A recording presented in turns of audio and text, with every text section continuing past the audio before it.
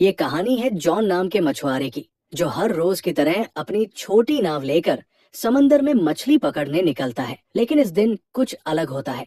अचानक चारों तरफ घना कोहरा छा जाता है और दूर दूर तक कुछ दिखाई नहीं देता। जॉन रास्ता भटक जाता है और इधर उधर भटकते भटकते उसे एक सुनसान नाव नजर आती है।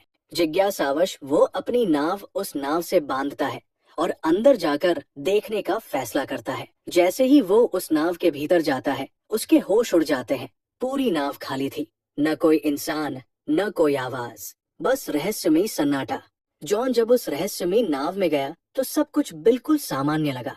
खाना ताजा था, कपड़े करीने से रखे थे और हर जगह इंसानी मौजूदगी के संकेत थे। लेकिन वहाँ कोई था नहीं। वो नाव को चालू करने की कोशिश करता है, पर इंजन काम नहीं करता। इतने विशाल समुद्र में अकेली और खाली नाव देखकर जॉन हैरान रह जाता है। वो दूरबीन से चारों ओर देखने की कोशिश करता है, शायद कोई पास में हो, लेकिन घना कोहरा सब कुछ ढक चुका था।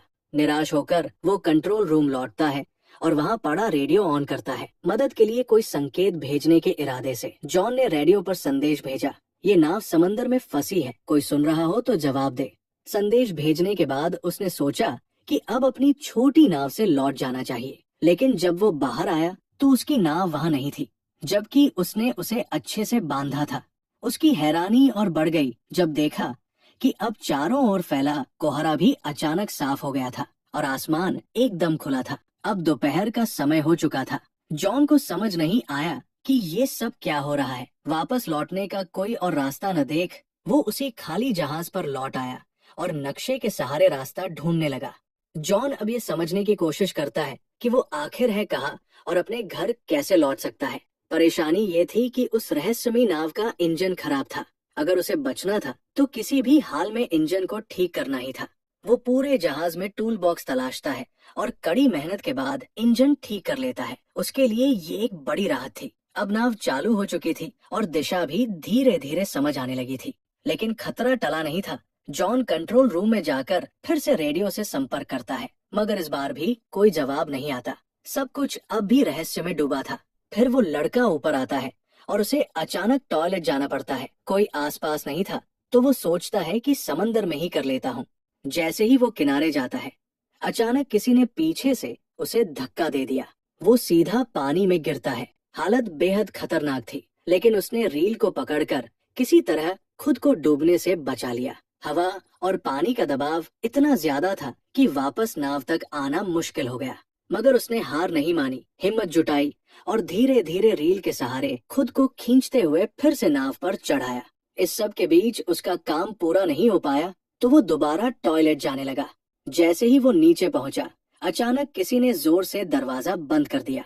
जॉन ने पहले इसे हवा का असर समझा और ध्यान नहीं दिया, लेकिन जब बाहर निकलने की कोशिश की तो देखा कि दरवाजा अंदर से बंद हो चुका है। अब वो हैरान रह गया।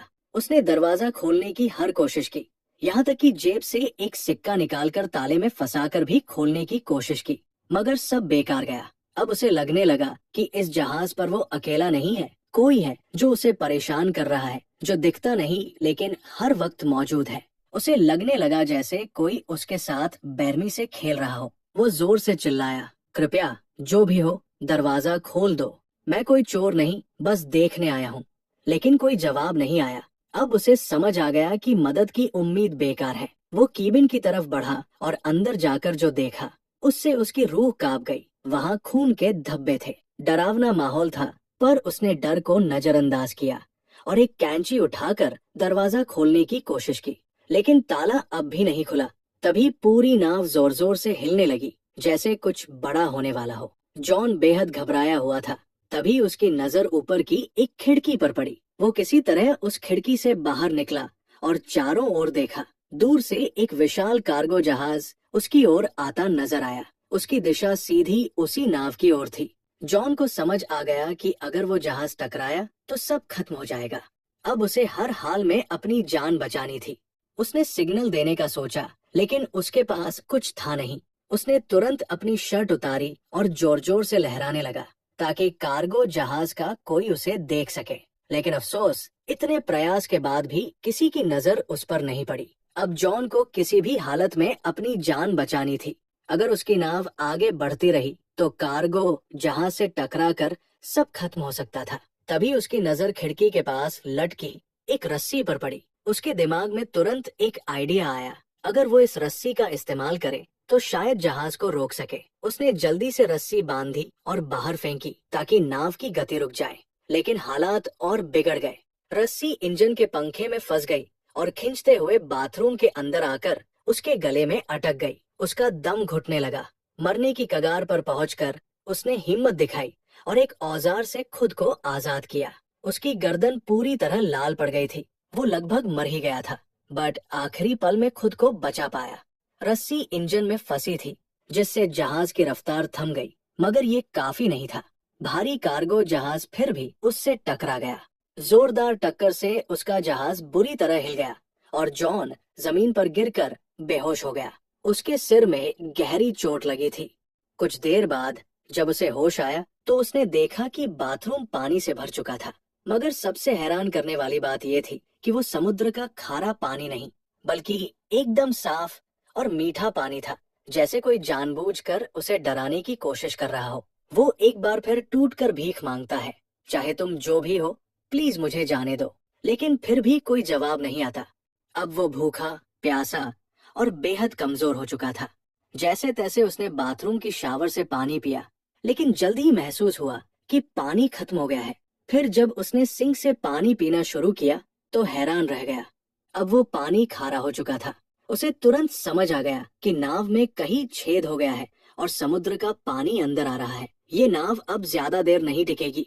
वो घबराकर दरवाजा खोलने की कोशिश करता है, लेकिन लगता है किसी ने उसे बाहर से बंद कर रखा है। रात का समय था और ऊपर से दिखा कि कोई अदृश्य, शायद दुष्ट शक्ति इस नाव को नियंत्रित कर रही थी।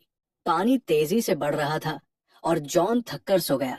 रात में समंदर में भयानक तूफान आया, जिससे नाव बुरी तरह टूट गई और जॉन भी गंभीर रूप से घायल हो गया। सुबह जब उसकी आंख खुली तो पानी सिर तक पहुंच चुका था, सिर्फ चेहरा बाहर था।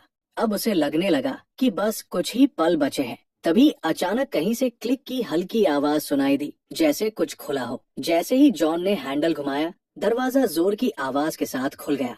पानी का दबाव इतना ज्यादा था कि दरवाजा टूटकर नीचे गिर पड़ा और इसी तरह वो बाहर निकलने में कामयाब हुआ।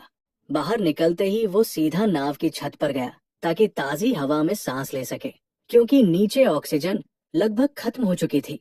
अब उसे यकीन हो गया था कि कोई अदृश्य ताकत उसे हर हाल में सताना चाहती है। वो शारीरिक और मानसिक रूप से टूट चुका था और नीचे की तरफ पानी लगातार भरता जा रहा था। उसे समझ आ गया कि अब नाव कभी भी डूब सकती है। जॉन ने तय कर लिया था अब वो इस जहाज पर नहीं रुकेगा। तभी उसे एक आइडिया आया। उसने जहाज से एयर बैग्स निकाले और टूटे हुए बाथरूम के दरवाजे को इस्तेमाल करके एक छोटा राफ्ट बना लिया। उसने सब कुछ मजबूती से बांधा ताकि राफ्ट टिक सके, लेकिन राफ्ट चलाने के लिए उसे कुछ और जरूरी सामान भी चाहिए था।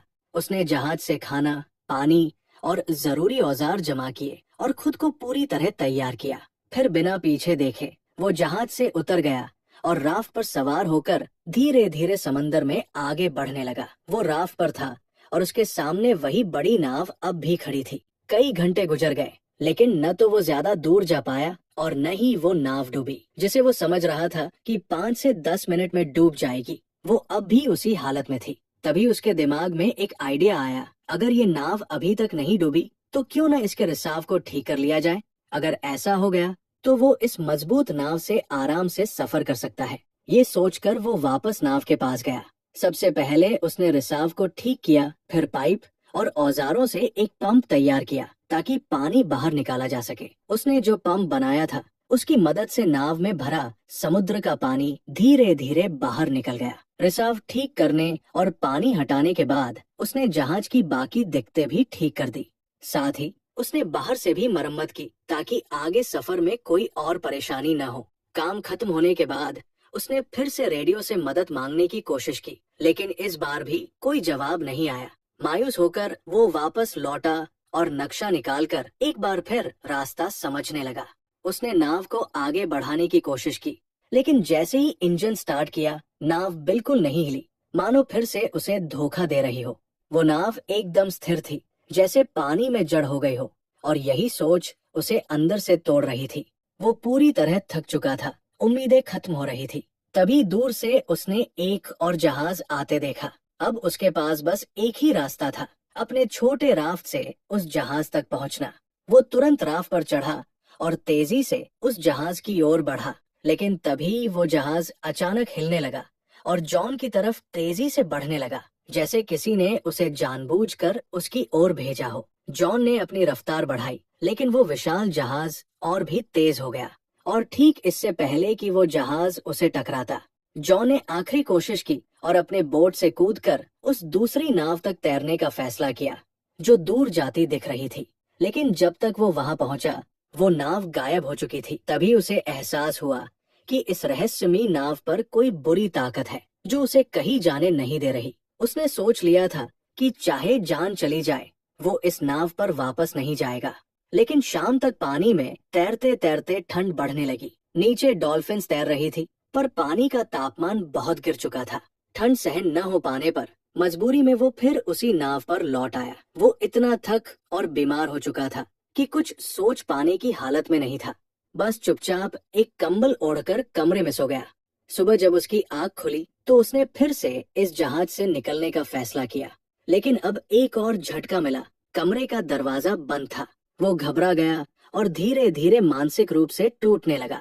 उसे कुछ समझ नहीं आ रहा था कि आखिर ये सब उसके साथ क्यों हो रहा है। तभी उसकी नजर कमरे में मौजूद एक छोटी सी केबिन पर पड़ी। उसने जैसे ही उसे खोला, ऊपर की ओर एक रास्ता नजर आया, एक वेंटिलेशन जिससे बाहर निकला जा सकता था। वो उस केबिन में घुस गया, जो एक तंग स्टोरेज एरिया था। हर बार जब वो स्टोरेज एरिया से ऊपर चढ़ने की कोशिश करता, फिसलकर नीचे गिर जाता। गिरने से उसे कई चोटें भी आई, मगर उसने हार नहीं मानी। बार बार गिरते हुए आखिरकार वो फिर से ऊपर पहुंचा और उस वेंट की खिड़की को खोलने की कोशिश की, लेकिन वो टस से मस नहीं हुई। ऐसा लग रहा था जैसे उसे जानबूझकर सील कर दिया गया हो। अब वहां की ऑक्सीजन भी तेजी से खत्म हो रही थी। सांस लेना मुश्किल हो रहा था। नीचे का दरवाजा भी बंद था। वो वापस कमरे में नहीं जा पा रहा था। उसे लगने लगा कि अब यही उसका आखिरी समय है। लेकिन तभी उसने फिर से वही क्लिक की रहस्यमयी आवाज सुनी। जैसे ही केबिन की खिड़की क्लिक की आवाज के साथ खुली, जॉन बिना समय गवाए बाहर निकल आया। ताजी हवा ने उसे थोड़ी राहत दी। बाहर आकर उसने देखा कि नाव एक छोटे से द्वीप की ओर बढ़ रही थी। ये देखकर उसके मन में उम्मीद जगी कि शायद अब वो इस डरावनी नाव से हमेशा के लिए आजाद हो जाएगा। जैसे ही नाव किनारे पहुंची, वो फौरन उतर गया। उसे लगा कि इस द्वीप पर जरूर कोई है जो इस सब का जिम्मेदार है। गुस्से में उसने एक डंडा उठाया और द्वीप की तलाश शुरू की, लेकिन जल्द ही हैरान रह गया। पूरे द्वीप पर इंसान का कोई भी निशान नहीं था। अब जॉन फिर से गुस्से और डर से भर गया था।